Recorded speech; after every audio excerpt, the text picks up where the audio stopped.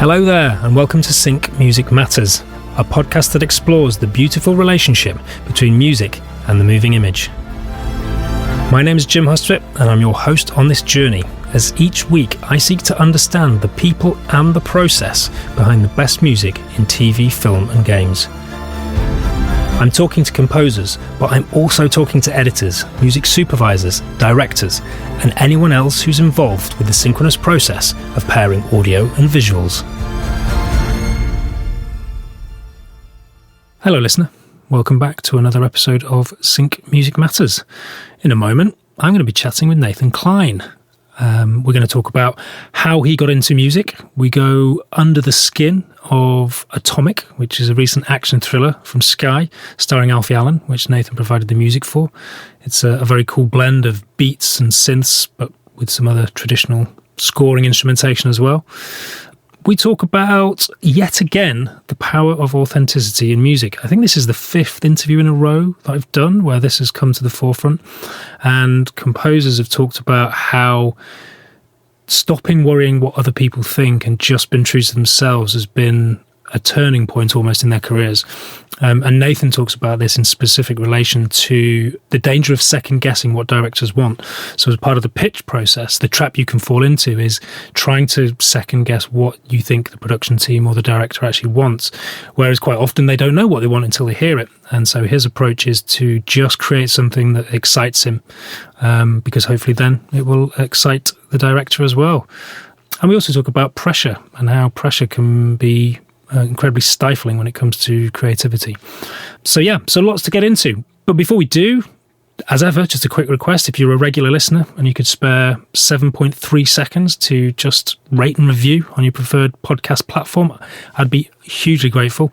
It just goes a long way to helping the podcast reach as many people as possible. As ever, if you want to stay up to date with the show and want to follow us, currently LARP_music is the podcast's home, or just search my name, Jim Hustvedt, or search Sync Music Matters, and you'll find us. Anyway, enough of that.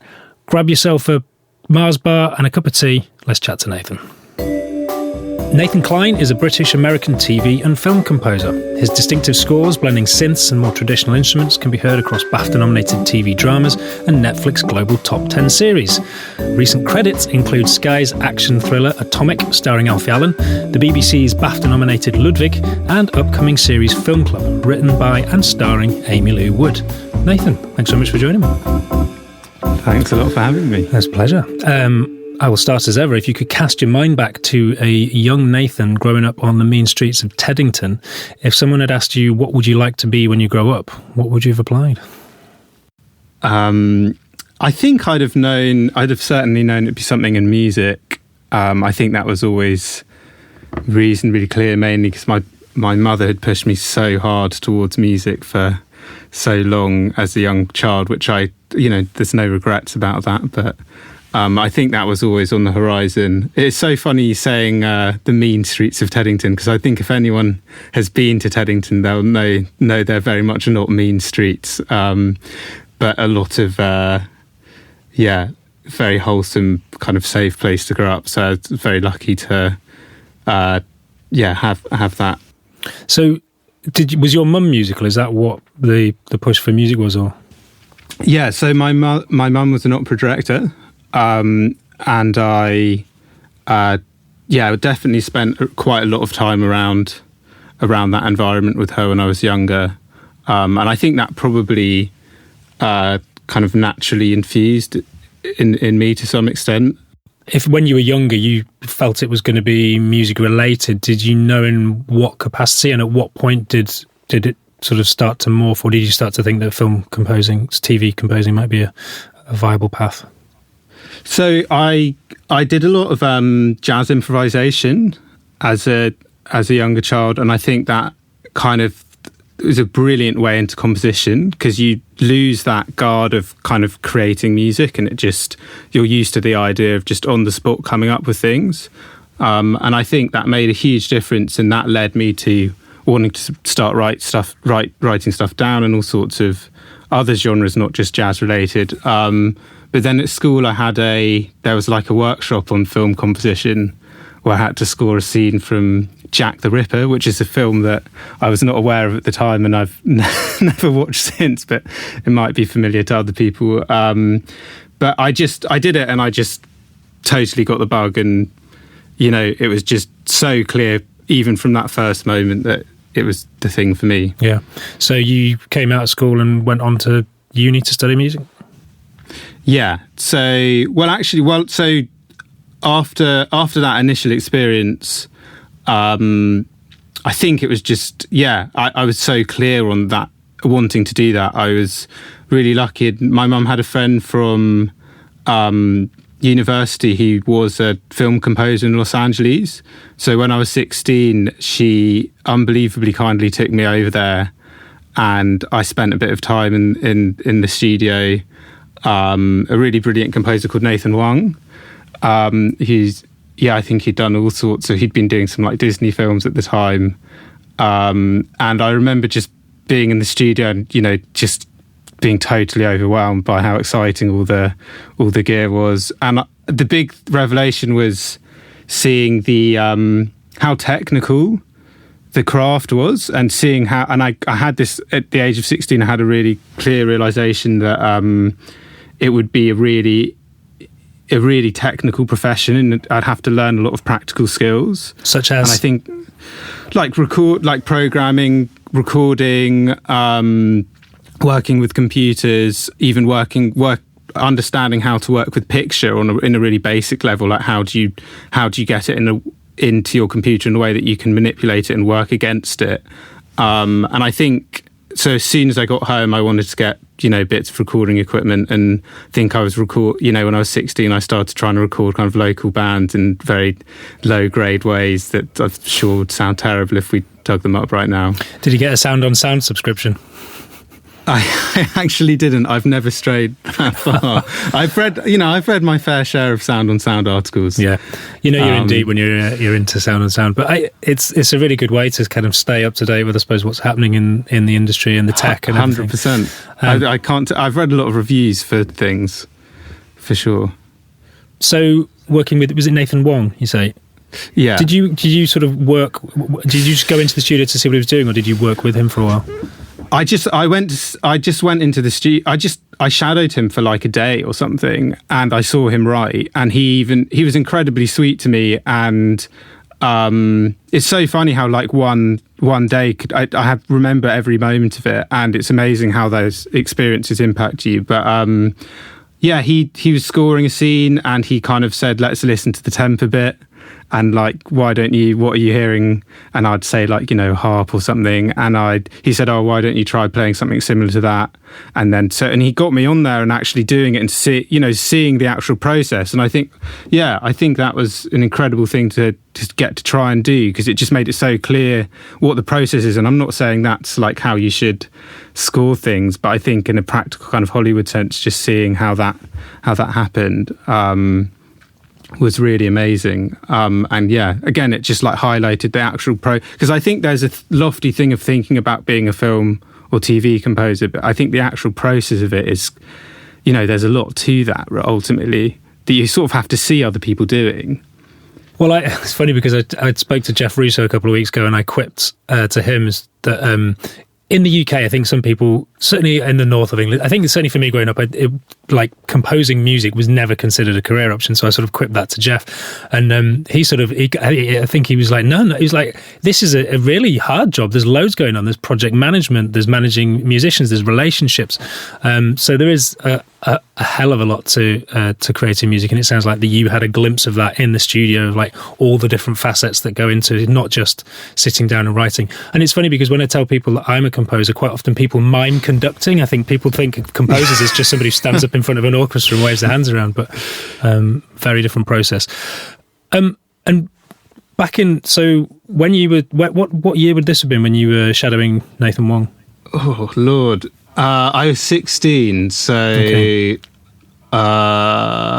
Somewhere in the noughties. Yeah. So I imagine the tech side of things has changed, because obviously maybe back then in the noughties you were more reliant on going into a studio, whereas actually now technology means that people can have a home studio or build their own. Sure. Well, actually, this was in his Pasadena basement, right? Which was, but it was very decked out.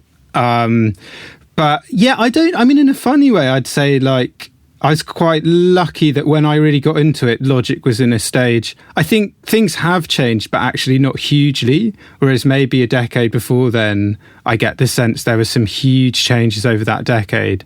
And when I started, there was one of the early, it was like East West Strings or something. East West Hollywood Strings was like had just come out. And in many ways, that sounded amazing. And like, it's still, if it weren't for like how, so we're gonna get horribly technical here, but if it weren't for how bad the Play engine was, I would still use that library. But yeah, it's, I don't know. I think in there obviously have been lots of changes, but I'd say actually in the way sampling and the way you work with a sequencer, I'd say actually when I started, it hasn't changed loads. It's quite similar. Yeah. So you went to uni, studied film composition generally. What was the route from there then to scoring your first series?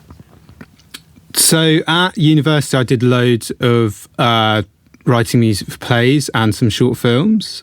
And then after that, I just kept going at it and writing to people and trying to get involved in things. And yeah, I went straight into doing some plays in London after that with kind of people I'd met at university. And then went on, scored a film called Butterfly Kisses, which went on to win a Berlin Bear at the Berlin Film Festival quite early on. So it was a really interesting film, directed by Raphael Kapelinski, which was a very lucky experience in that it was really art house and gave so much space to the music. And I think that helped me get going a lot. It started me in a weird kind of immediate or feeling like a bit of an auteur or an artist, getting to engage like that with a project from the start. And it just kind of built from there, really. Yeah. Was there a particular moment where, like, for example, winning that film festival, was that a kind of a milestone in your career trajectory, do you think? Or was there another one? I think there have been all sorts of moments that made it feel like, oh, maybe this is going to work out, you know. And I think that's that constant thing you spend many years thinking, is this going to work out? So that was definitely an early sign, I think. And I think that helped. So one of the other things that happened early on for me, actually before I went to university, I wrote to Airedale, who are my agents currently, and I went and interned with them, and I was like in the office under the floorboards organising files and stuff and doing archiving, which was actually kind of an amazing experience, seeing some of the stuff they had down there. But I had that kind of connection already. So I think I was in touch with them, and I think them seeing that probably helped me be taken seriously at that stage, and that also. So I think, that Butterfly Kisses was quite a meaningful moment for sure. Nice. And did you, as alongside this, were you kind of playing in, because you mentioned jazz improvisation, were you playing in bands and things like that as well? I kept doing that at uni, but I didn't really continue that. I'm not a performer, and as in I don't. That's not what I love, and I feel, I've just got kind of a lot of performance anxiety, and it just wasn't something I wanted to continue, to be honest. But also as a trumpet player, anyone who plays brass instrument will know it's not something that you can just pick up and put down. You have to do it every day for quite a few hours. I think it's the same for woodwind players as well with your embouchure. Like, if you don't keep it up, you actually just sound terrible after a few days, and my ego couldn't take that, so I had to leave. I had to stop doing it ultimately. It's the chops as well, isn't it? So I'm provisionally a saxophonist, and I don't play very often at all. And every now and again, I'll get a project in where I need a brass section, so I get the saxophone out, and it takes me days to be able to play for more than 10 minutes without all the wind seeping out the side of my mouth. 100%. It's a lot of fun getting it out though. I do the same thing, and I'll still bring it out. But it's definitely in terms of playing an actual gig. It's just such a different thing, and so impressive to be able to keep that form going. So was there a particular moment when was that with the experience with Nathan Wong, was that when you probably decided, okay, well, I don't want to be doing this live, I want to be in the studio and writing? Yeah, I think I knew. I don't think I really thought I was going to be a performer at any point.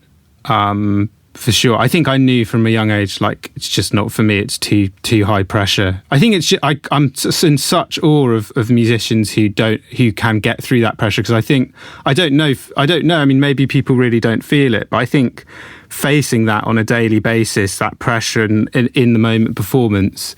I love something where you're allowed to go away and do your own thing and figure out the best thing you can do by yourself with lots of time. And the idea of putting yourself on the spot, I think you have to be unbelievably brave in a way I could not stomach. Yeah, absolutely. I totally relate to that. I was much the same. I started out as a singer-songwriter, but there are some people who take that nervous energy and turn it into an incredible performance, whereas I just didn't like it.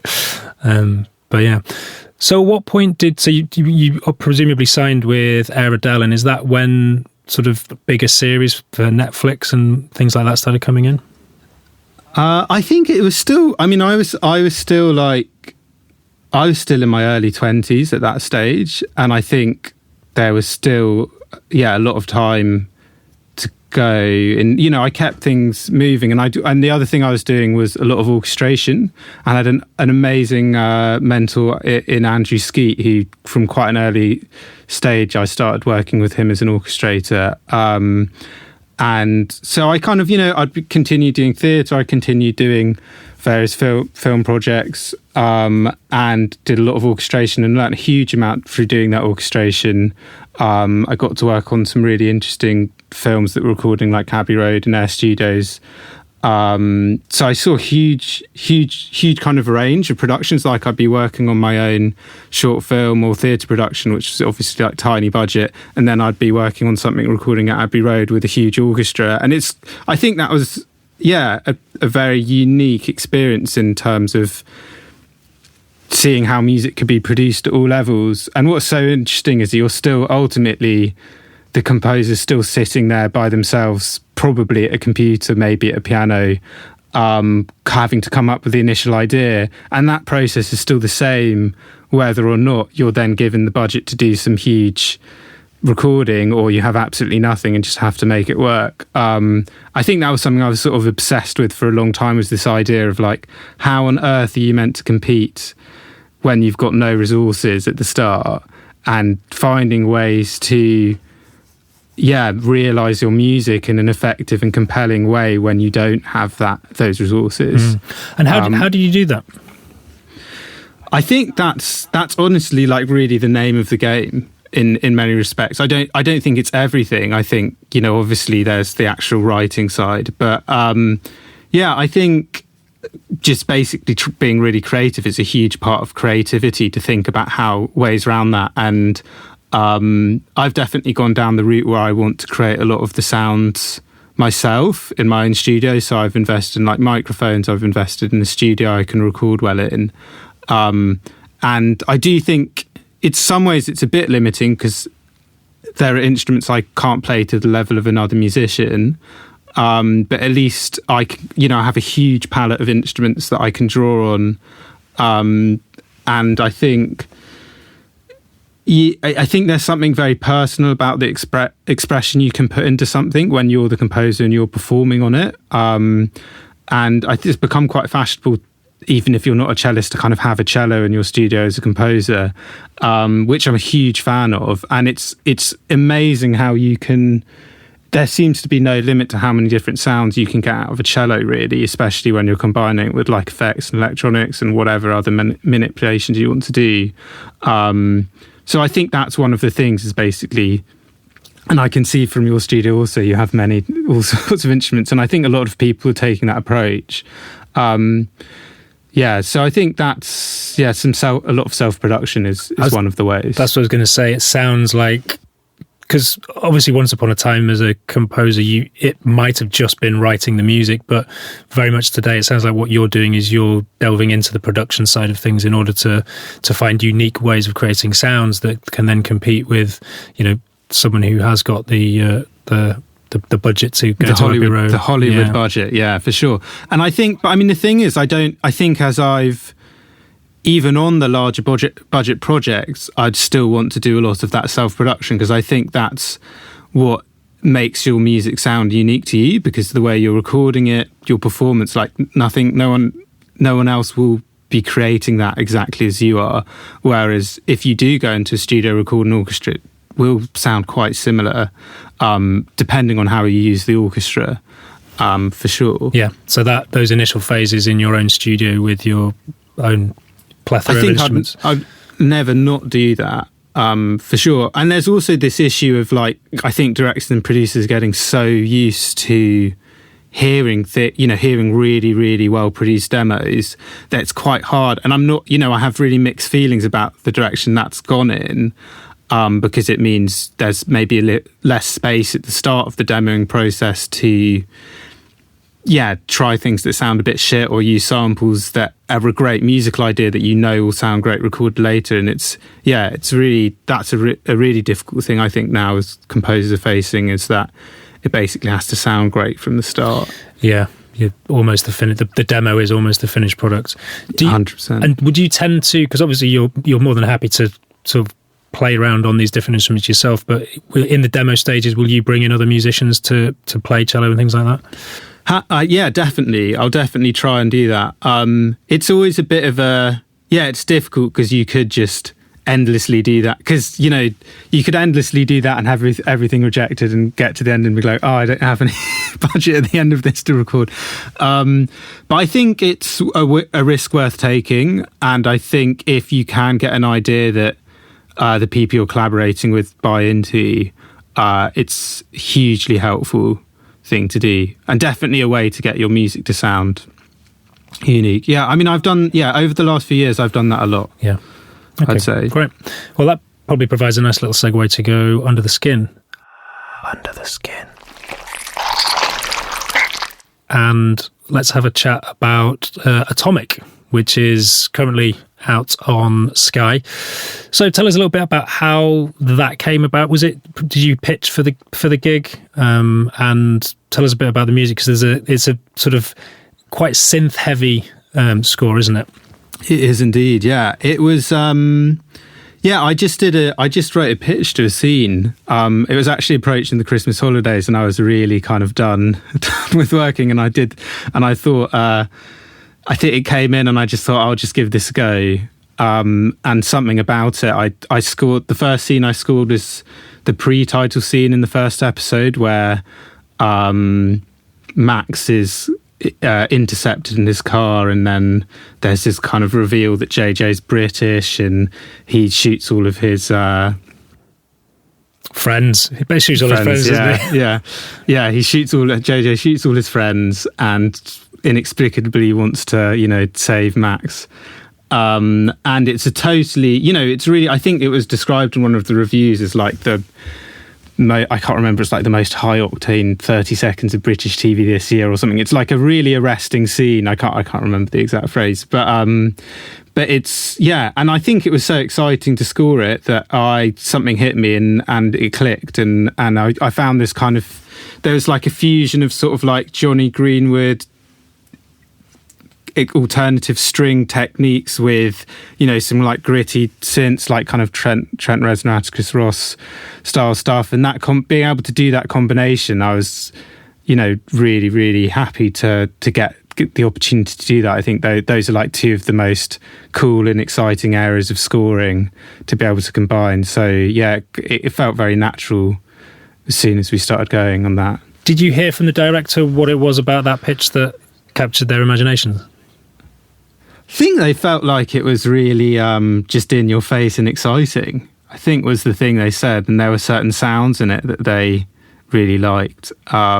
We went into like a huge, after that we went into a very, very long process of really trying to find the sound for the show, because it's such a unusual show, I think, in many respects, in terms of the setting and the story, that I don't think it was obvious like what the rest of the score needed to be, because although you had that really high octane initial scene, there's like some really deep emotional stuff going on, particularly for JJ, and I don't want to ruin the story, but in his backstory, and it's very, very emotional, and like the relationship between Max and JJ, and trying how do you illustrate that friendship with music while also doing the action thriller stuff, and having the depth of emotion and speaking to the locations, because it's all of these, it goes through a lot of different locations in North Africa and Lebanon, and combining all those things into coherent score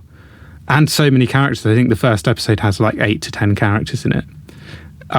So we did spend a lot of time figuring out what the sound of the score was.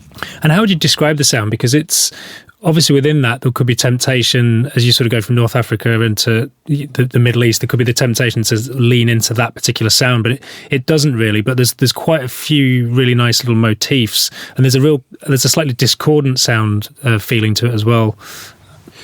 I really wanted it to feel chaotic, because the whole thing is chaotic in that it's this totally bizarre journey where they have no idea what they're doing or what their end goal is, where they're smuggling uranium unknowingly. There's a lot of kind of happenstances, and so I think I wanted the music to reflect that level of chaos. And the main theme that features particularly in episode 1 has kind of 2 voices to it that are quite chromatic, and it comes back a few times, and I like the idea that they kind of felt like they were stuck in a bit of a loop. So I think that was my way in with it. And from the sound world as well, that synthy, there was like a bit of an industrial synthy, kind of really aggressive string approach. I like the idea, it's meant to be fun. There's the thing we also talked about a lot was the idea it's this kind of naughties buddy movie. It's like looking a bit back to that to some extent. That was the core. It's this friendship. It's a kind of friendship adventure story. So it needed to have that high energy, and I do think it spoke to Max and JJ and their ages and their backgrounds, like to have a bit of like a kind of electronic music feel driving it as well. Yeah, well, I mentioned before we started recording, didn't I, that there was it felt there was almost a naughties feel to it. It reminded me at times of the score for Blade, and the sort of, I think it was Crystal Method, the bands around that. So I was wondering what the sort of relation was. Do you have a background of listening to a lot of? I mean, we'll come on to your sort of taste, but is electronic music always been on your radar? I mean, I definitely appreciate it a lot, and I've particularly liked Trent Reznor scores. Like anything they do, I just think's really, really brilliant. I mean, I can't say I'm like a savant of electronic music, if I'm totally honest, but I think that's sort of the case with most genres of music, that I really appreciate them and enjoy them, but I'm not like, I'm working and writing so much that I'm not spending a huge amount of time. I don't really have to say in terms of this project. I wasn't looking. I was trying to draw on what my instincts and kind of initial feeling of what that style of music is, but I wasn't spending loads of time trying to specifically reference it. No. And if you cast your mind back to the first cue that you wrote for the pitch, or maybe even some of the early ones, was your process sitting down? Were you starting with synths? Are you starting with those sort of the hooks, or does it vary? I think you just, I don't have a specific. You've just got to. I do lead with my ears, to be honest, a lot of the time when I'm writing, or you just got to try and find some sort of idea to start. You've got to find a way in, whether that is like a particular sound, or that is a melodic idea or a harmonic idea. I don't think there's one way of starting, but I do prefer to be inspired by the picture, which I know is a kind of, because I think there is a bit of a debate, you're not meant to be inspired by the immediate visuals you're seeing. and you're meant to like be really imbued with like the overall theme or story arc, or have a kind of a wider ranging sense of the story you're trying to tell in the music. And I think it's a combination of both. But I do really feel like I react to the visuals and the performances, particularly that, and I think just trying to find something to react to with that is the way in for me often. Yeah. And did you, with Atomic, were any of the cues written before you had picture, or were most of those cues written once you'd seen some visuals? I think everything was written to picture with Atomic, to be honest. Yeah. Okay. And so definitely synth heavy. Well, it may be worth sort of chatting about Ludwig as well, the score for Ludwig, because again, a lot of synths, but that's juxtaposed with a very sort of classical sound as well. Tell us a little bit about Ludwig, how that came about, and did you collaborate with someone on this? Yes, yeah. So I co-composed Ludwig with a very old friend of mine called Klein, who I actually studied music with at university. And I was like moving house at the time when it came up, and I got a studio temporarily next to him in Tottenham where he was working, and we're having such a nice time, like just being around each other, that when the pitch for Ludwig came up, we were like, oh, why don't we just have a pop at this, not taking it too seriously. And then we got sent the script, and I think we both read it and just hugely enjoyed it, but also had finished the last page and both called each other up and were like, the music has to be based on Beethoven, basically, because the end of the show, the main character John, who's played by David Mitchell, basically you see that his whole identity is tied up in Beethoven, and one of the most traumatic moments in his childhood, he retreats into Beethoven to feel safe, and it's combined with his puzzling. At the same time, he listens to Beethoven's Ninth. And I think the fact, and he adopts his moniker Ludwig, so it's so clear that the character has had this relationship with Beethoven, and the idea of being able to like quote Beethoven in a score and create a new compositions around little motifs of Beethoven was such like a exciting, fun prospect for us. I think, that set us off. Yeah. It's interesting because you said for Atomic, it was coming to the end of the year, approaching Christmas, and they sort of the brief came through, and you were just sort of like, well, I'll just have a go at this. But also similarly with Ludwig, is there something, because you mentioned this with performance anxiety of performing live, is there something in, all right, let's just have a little play at this, which alleviates any pressure and makes you maybe more playful? And I definitely, I mean, it's funny focusing on that.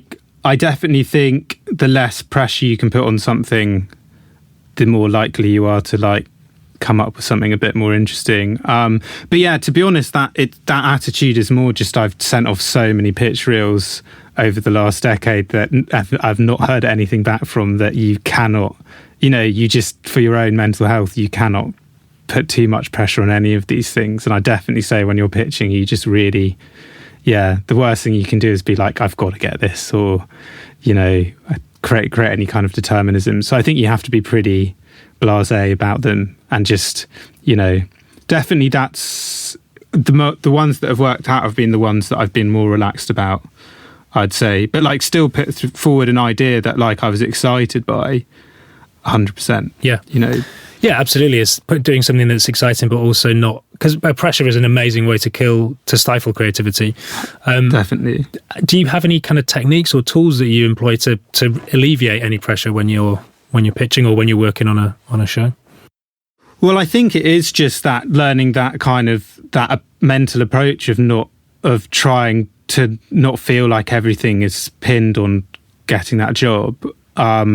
And I do think this approach of just doing something that you believe in, like not trying to do what you think they want, because as soon as you chase that, at least at the pitch stage, because I think once you're working on the show, then you have more of a back and forth and collaboration, and you can really work out what the right thing is and through a collaborative process. But I think pitching's horrible because you'll just get Finn actually has a good term. I think he calls it guessing the tune.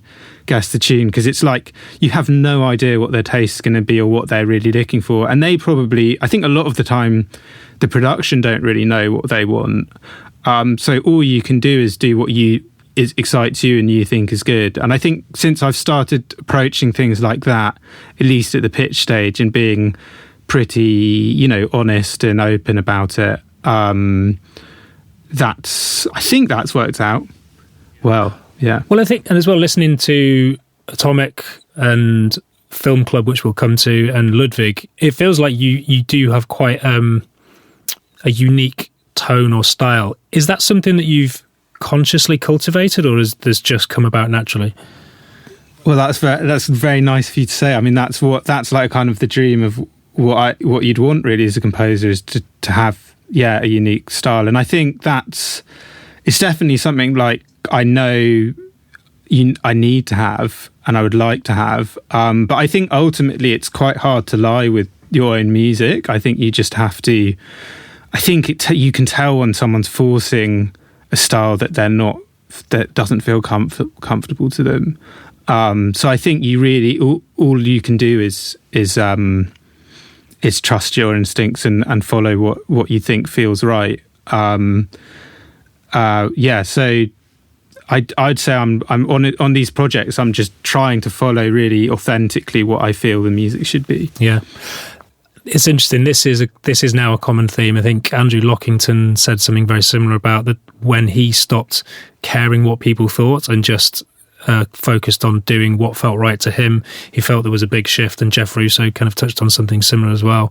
And now you're mentioning it. So yeah, it does feel like that trying to guess what they want is pointless, because as you say, they quite often they don't know what they want until they hear it. So just doing something that feels right to you and authentic, and that I think as well, then that will probably carry into the score itself. I hope so. I mean, I think the first score I really, really let loose on recently was for a film called Psychotherapy, which has a much longer title. I won't get into that, but it's Psychotherapy, and it has Steve Buscemi and Britt Lower in it, and it was an amazing art house film that I absolutely loved doing. And the director Tolga, when I pitched on it, I pitched this idea of like doing caveman jazz, and he was just like, "Yeah, cool, sounds great, go ahead." And he just didn't really, he wasn't. Yeah, he just went with it and really, really let me experiment. And I think that was before I'd done all these shows. And I think that experience was amazing for me in terms of like feeling confident and to just explore crazy instincts that I think at the time I thought surely no one will approve this type of music to be on their film. So I do think, big lesson over the last 2 years has been to just follow those instincts and not try and limit yourself according to what you think other people might deem good music or the right appropriate music. Yeah, well, it seems like it's paid off. And just for clarification, Psychotherapy, the shallow tale of a writer who decided to write about a serial killer. Yeah, it was called originally didn't even have psycho. It was actually the longer title, and then they did that classic thing of making it longer so it could be shorter, and so you can just say Psychotherapy. But it's a really cool film. I think it's like my favorite thing I've ever worked on. It's a really cool film, yeah. And sounds like it was a springboard into, I've been just creating authentically, which has served you well. So we'll probably just touch on as well, new series coming out, Film Club. It's co-created, co-written and starring Amy Lee Wood. So she's doing the Taylor Sheridan thing where you literally do everything. Everything, yeah. Very, very impressive. And not surprising because she's, a very, very talented person. Was this another pitch? Because again, I was listening to the score for this. It sounds very you, but there's sort of like a dreaminess to it. And tell us a bit about it. Yeah, so this wasn't actually a pitch. They got in touch after, I think, hearing some of the recent projects I'd done at the time. And I had a meeting and I got to just present like what I thought it should be, having read the script. And they liked the idea of it. And that was that really. So that was I think that's the first time I'd never had to pitch for something, and in some ways that feels great at the time, but then it meant that when I first started writing on it, I didn't know if I could write the music they'd like, which, so I think the truth is at any stage you do eventually have to pitch, because you have to write that first track. But I do think the level of trust that showed from them was very helpful creatively, and it's amazing how like psychologically that can make a difference in terms of the way you create. And I think that helped with this score again, like just try and push to do something a bit slightly more unusual, slightly different. Helped me at least experiment and feel free to try something a bit riskier, I hope. Yeah. And what was, so after you'd read the script and you had that conversation, what was your pitch? What were you suggesting?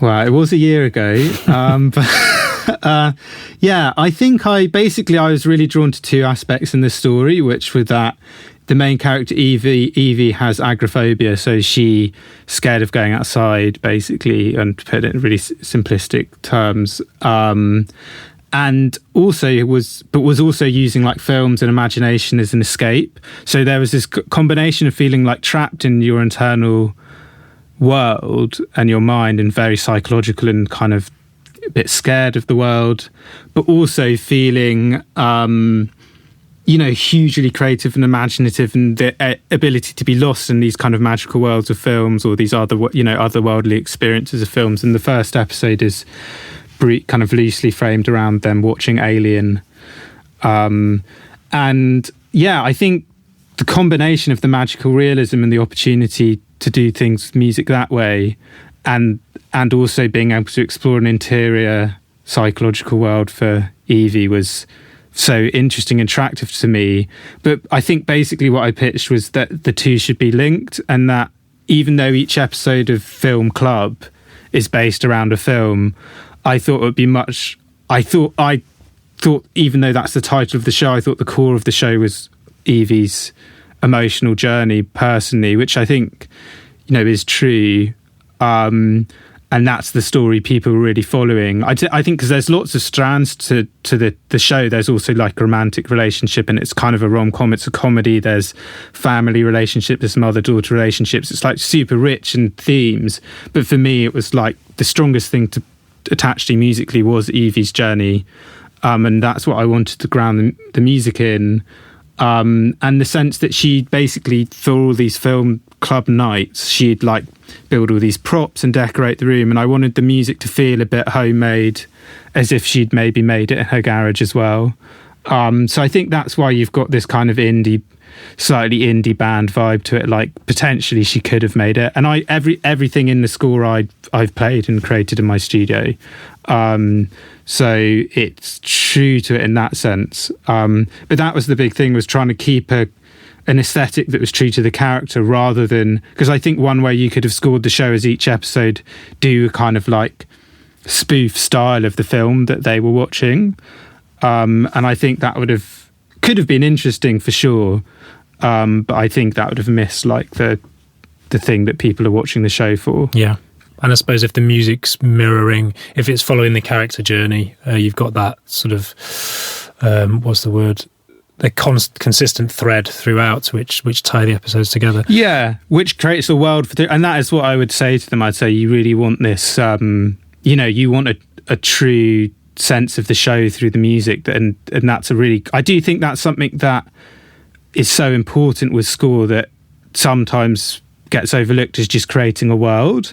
And you want to say, oh no, the music's more functional, it's doing this and this, or it's telling the story in this scene or whatever. But I think purely just creating a world and stitching together the fabric of the world of a show, like the music could only do that, and it would still be super important for a show. Yeah, absolutely. And it sounds like there's quite a lot of guitar on there. Was that the starting point with that, sitting down with the guitar? Yes, yeah, and like manipulations, and as you mentioned when we chatted earlier, tape wobble. Yeah. Which I'm not going to pretend there was a lot of tape wobble used in it. Absolutely. Well, I mean, I think even Jack Hallam was saying that he used a lot of tape wobble. It's a good trick. Yeah, it's a good good tool to have in your arsenal. Okay, cool. Well, it's probably a good time to go and to get a taste. Getting a taste. I often feel that a lot of the music that we consume in our younger years informs how we create as adults. So it'd be good to know a little bit about some of the music. You mentioned your mum was an opera director and that you obviously really into jazz. Are there particular songs or particular albums that you can sort of trace back over the years that you felt inspired you and have made you the creative you are today?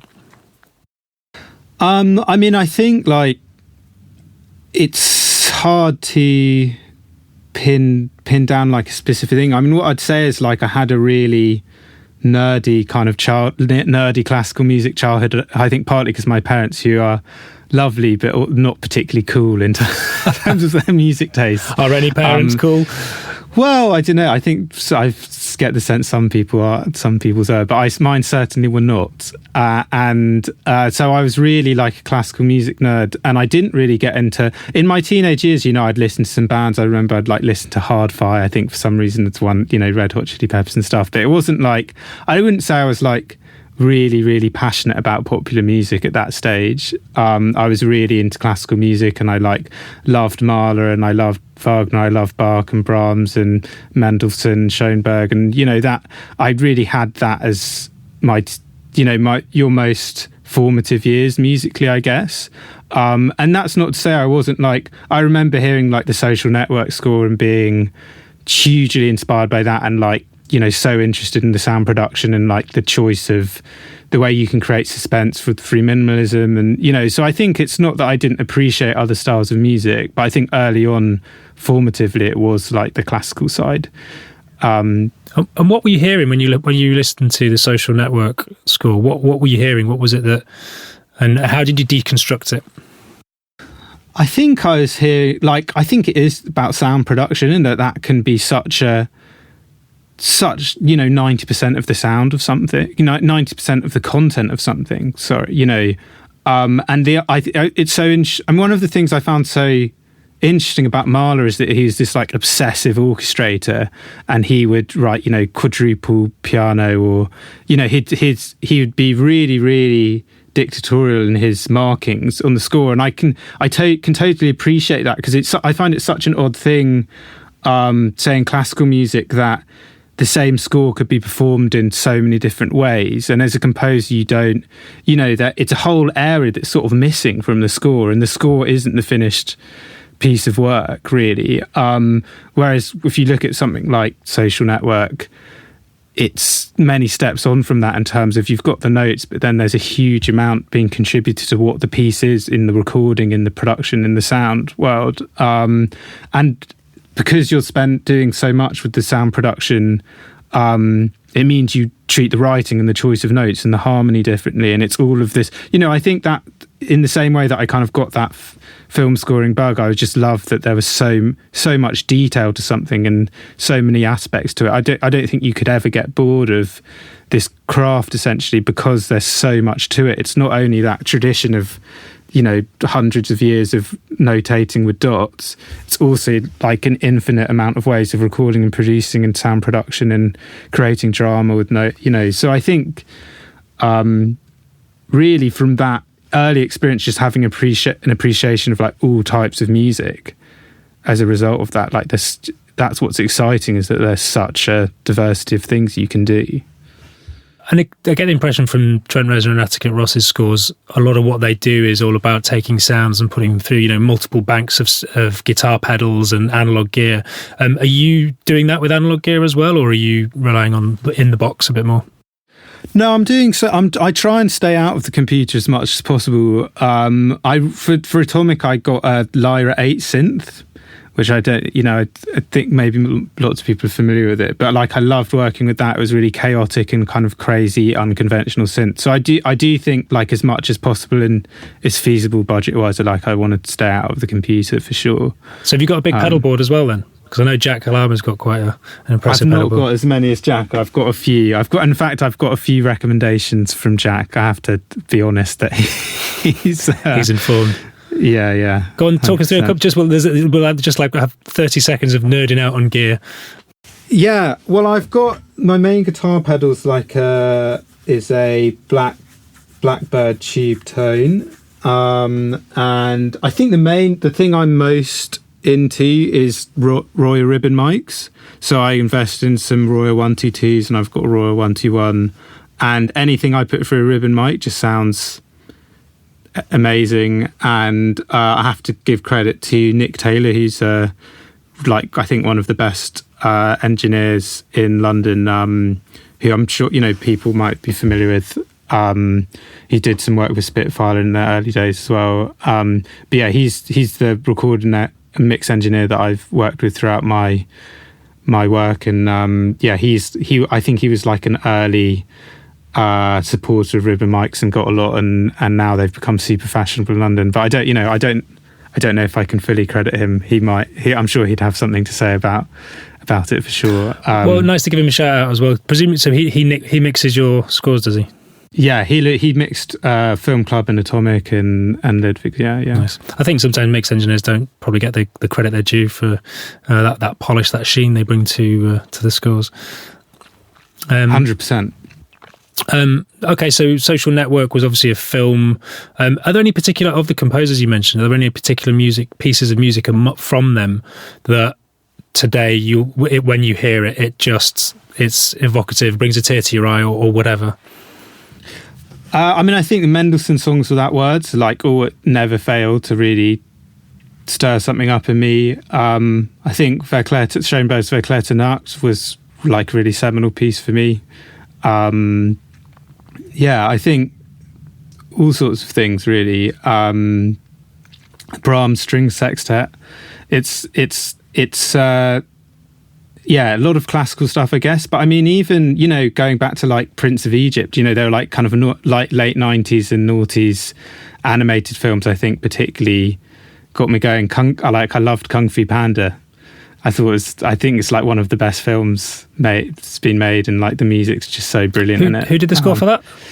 That was Hans Zimmer and John Powell. Oh, really? Yeah. Double duo? Because they double duo. They really got the top. Because John Powell started working under Hans Zimmer, didn't he? And then broke away, and then it's nice that they've come back and reunited. Yeah. But I think that was like 2007 or something. So it's like ages ago. Oh, it's so funny because it feels like it's a recent film, but it's really old, it's really, really old. But yeah, I loved animation at that age. I mean, I have to say, also that when I was starting out, Dario Marinelli was just such a big presence, and I thought Atonement was an amazing score, but Anna Karenina, for me, I'd listened to that score so many times. And the way I thought it was hugely underrated film, because it was such an amazing illustration of the British film and creative industries. If you watch that film, you can just see every department is just absolutely at the top of its game. But the way they integrated the score through it, you have musicians walking in the middle of the set. I love that it's in a theatre, and the actual writing's brilliant. Love the use. I think there's a folk melody that Tchaikovsky used in it, and that's one of the main themes. I just think so quite a wide range of stuff, really. Yeah. Is Kung Fu Panda officially your favourite animation then? I don't know if I could commit to that, but I don't know. I think there are a few other ones up there. Coco, I always loved Coco. Well, I mean, because I'm going to credit my favourite, going pretty old school, is Aladdin. Yeah, it's a strong one. It's definitely a strong one. Some great songs, and Robin Williams just for me made that. And also, I think I watched it at a young age, and it was one of those where we'd watch it on a Saturday and then watch it again on the Sunday, and then it was just back to back to back double header. Yeah, unbelievable. It was my cousins, they always insisted on watching it again the following day, and I was like, no, all right, cool, let's do it. Cool. I think those 90s noughties animations probably also sealed the deal in terms of wanting to do film composition as a career. I think just getting the idea of getting to do that would be so amazing. Yeah. And it sounds like you're quite into film score as well, that you'll actually go out and listen to it, which yeah, because there's quite a lot of people don't.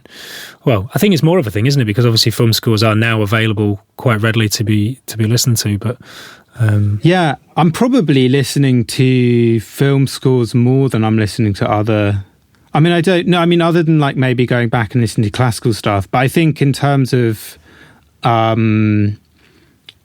think it's probably the most experimental area of music creation. And I think also in terms of, it's slightly bleak, but like in terms of like resources, no classical composers, contemporary classical composers getting the resources that someone is to make a film score. And so like what you're able to do, and it's there's a lot more that can be done. So I think probably the more interesting things are being done in this area. So yeah, definitely. And I'm going to ask the question because it seems pertinent at the moment, but where do you stand on AI and generative AI in music generally? Are you worried? I stand in a position of terror, yeah. Yeah, I'm very worried about it. I think it's totally impossible to know where it's headed. I think if it's going to totally, I think some obvious points to be made about like different types of music and like different areas of the industry where that will be more vulnerable or not, depending on whether it's bespoke or pre-made for sync. But I think if it gets to the point where it can replace, a head of department composer on larger productions, once it can do that, it will be able to do pretty much anything anyway. So we'll have a much bigger societal issue than just worrying about, film and TV compose. This myopic thing of worrying about film. That's what I'm trying to remind myself is like, you can obsess about that, but we're going to have much bigger problems if it's just replacing all of that as well. And also, like, not to mention the film themselves. Like, if you're able to score an entire thing really well and interesting and creatively with AI, you're not going to be using filmmakers or actors to make that thing. Which it feels like a bleak, apocalyptic world where we choose AI to create films rather than humans. But 100%. I'm optimistic. I think the humanity in creativity is incredibly important. But then I'm also very aware of how people out there, for a lot of people, it's the bottom line. And if it's the bottom line and speed at which things can be done, then that's where it'll fall down. But no, I mean, I totally agree. I really hope that that's the case. And I have no interest in watching a film or hearing music created by AI personally. But yeah, we do live in like quite a commercial environment, and I don't want to be naive. But what I would say, just like to not be totally bleak, is I've had lots of experiences and also interacting with AI myself where I can't imagine currently how it will totally replace people creating music for film and television, because on these projects, like I'll write loads and loads of stuff that I'm pretty sure that the production net don't get around to listening to, or maybe they listen to once and aren't in the right headspace to assess it. And I don't think having an AI churning out a million other options for them would help the situation. I think you need a human to make a decision and say, because ultimately that's one of the big jobs that we haven't even got onto, like aside from writing music, is as a head of department, you've got to be able to steer the ship essentially. And if there's indecision or not indecision, but like there's need of kind of creative collaboration and confidence and direction, that can only really be given by a human. And I don't think a director would, because it's still, if a director has to consult with an AI, they're not going to have that reassurance that there's an artist really setting a course. And that's what they're looking for, I think, ultimately in a head of department like a composer or any other department. Or I suppose otherwise they could essentially just use production music. It's sort of, just have a thousand options and pick the favourite one, but actually what you want is a voice. And I think as a composer as well, what you're doing is you're putting something to picture and you're seeing how it feels. And based on that feeling, making decisions, creative decisions. And obviously that's something that AI will not ever be able to do. No, that's an excellent point. And they could just be getting production music, and they don't. I don't know. I think that's the thing, is like, it is ultimately about human choice. And, you could get an AI to generate 100 film options, but like who has the time to sit down and watch 100 films before their budget meeting? That's your job, isn't it? You're filtering all the ideas to pick the best one or two to put forward. So they don't want to. So to be hopeful, maybe there's some potential in not being totally. We're going to be fine. And as you say, if it does all go to shit, it's going to shit in a sort of Terminator style way anyway. So we won't be too worried about whether or not there's music's live or AI generated. It's very binary. It's all or nothing. It's either all over or we're going to be fine. Yeah, cool. All right, Nathan. Well, I think it's probably time to hit the quick fire questions, the arguably the deepest parts of the podcast. Starting with the first one, what's your favourite biscuit? My favourite biscuit is these. I think they used to be called like M&S extremely chocolatey rounds. I think they had a rebranding recently. Yeah. But those definitely my go-to, my Achilles heel. It's like extraordinarily chocolatey or obscenely chocolatey, something like that. They make you feel very guilty about eating them in their description. It's about 90% chocolate with 10% biscuit in the middle, isn't it? Yeah. Yeah, okay. Yeah. So it's very grown-up treat. Well, quite opulent taste as well. Very opulent. What do you do to let off steam? I think the main thing I do is go for runs. Okay. Yeah. Healthy body is a healthy mind. Healthy body, healthy mind. Yeah, my sister was saying, actually, I need to try this, but if you do sprints as opposed to just jogging, it's a really good way of getting all the stress out if you do like a few little sprints. So I'm going to try that today, probably. Well, I suppose that hits the cardiovascular side of things a bit harder as well, doesn't it? Gets the heart rate up. Yeah, good stuff. Then you could turn it onto hill sprints, go a bit super crazy. Yeah, I'm not sure I'm there yet, but give me a go today. Yeah. What's a little known fact about you? Well, it might not be surprising given my answer to the biscuits, but I'm total chocoholic. Oh, really? And that kind of supersedes everything in my life, I would say. I'm living treat to treat. And do you live with someone? I do, yeah, I have a wife. Surprisingly have a wife. Does your wife have to hide chocolate? Is that how much of a chocoholic you are?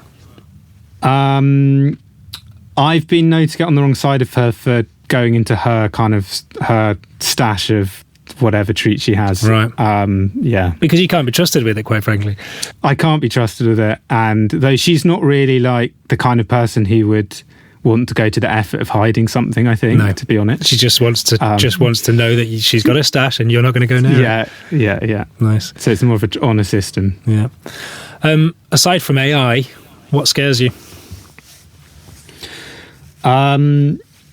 Well, I suppose just like something that the similar kind of outcome to what AI would bring, which is not getting to do what you want with your life, basically. And what I'd like to do is quite sadly write music for things, and I think that does scare me, the idea of like my life without that in it. So it's similar with the terror of AI. It's like the idea that a world might exist where I might not be able to do that. I think it's an amazing world we live in, that it is possible to do that as a career, and that like we're structured, our economy is structured in a way where we don't have to be I don't have to be farming or something to stay alive. And hypothetically, if it was impossible to earn a living from making music, would you still create on a regular basis? It's hard because I'd like to think I would. I don't know. I've honestly not been. It's all I've done since I've been like a teenager. So I've not really. I can't tell you rightly or wrongly. But yeah, I think there's definitely like a very human urge, right, to just create things and do things for yourself as well, even if that's like weeding your garden. Like, I think you.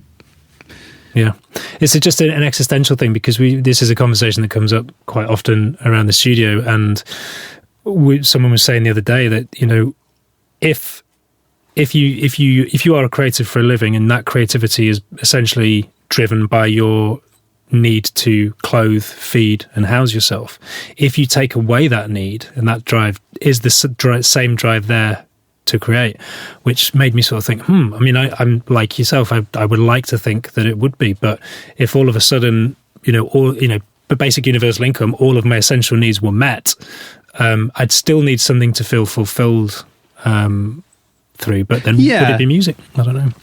Yeah, I don't know. I mean, I don't know. it's a good question. I think you would want something to fulfill you. I definitely think you'd have something. I think probably it would be music, but it's it's a scenario I'm not in. Well, we might find out in a few years. yeah, we might find out. And finally, what piece of advice would you give to your younger self? I'd probably just say chill out a bit and enjoy it, which I'm sure a lot of people would give to their younger selves. But yeah, definitely make the most of your time. Yeah, the journey is the reward. Thanks, Good. Steve Yeah, Jobs say that? I think put that on the wall. Yeah, put it on a meme some mountains in the background. And that's great. Yeah. Well, Nathan, thanks so much for taking the time to chat. It's been fascinating and insightful. And where can people find you? Obviously, your scores are all over. I always mention Spotify, but obviously there are other ways to consume music, but in my mind there aren't. But obviously, Apple, it's not even iTunes anymore. God.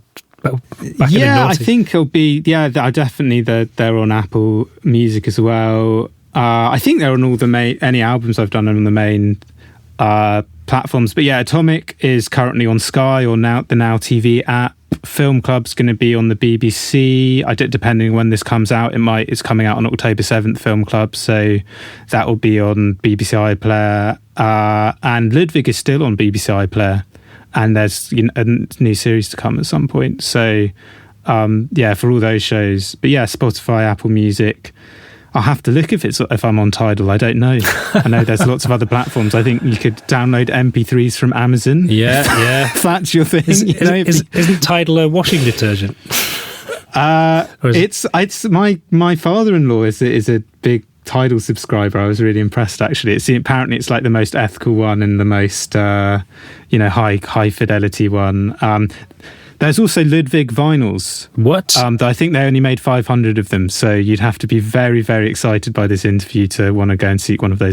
you go. If anybody wants a Ludwig vinyl. That's awesome. What about social media? I am on Instagram, and NK Composition. NK Composition. Awesome. Yeah. Well, I shall link to all of that in the show notes. But for now, Nathan, good luck with everything. And thanks very much for taking the time to chat. Yeah, such a pleasure. Cheers, Jim. Bye.